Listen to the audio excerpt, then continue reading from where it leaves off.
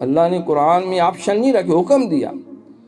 کہ اپنے کپڑوں کو بھی پاک رکھو، خذو زینتکم عند کل مسجد، فرض ہے جب نماز کے لیے تلاوت کیے امر خیر کے لیے آئے ہو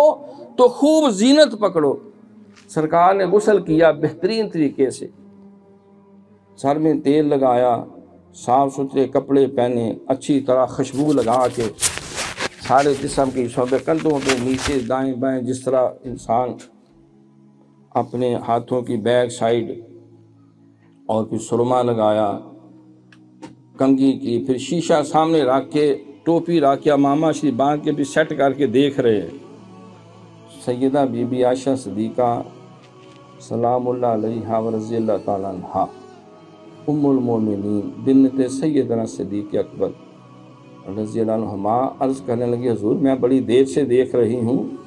آپ تو عورتوں کی طرح بناؤ سنگار کر رہے ہیں جہاں اس طرح بیویاں کرتی ہیں۔ ویسے ہماری بعض بیویوں کو بھی کوئی نہیں شعور ہوتا اس چیز کا، الا ماشاءاللہ۔ عورت کی طرف سے جو سب سے زیادہ قابل تحسین بات شوہر کے لیے ہے وہ پاکیزگی ہے، صفائی ہے، جسم پاک، کپڑے پاک، بچے پاک، خاص طور پہ کچن پاک، لیٹرینیں صاف،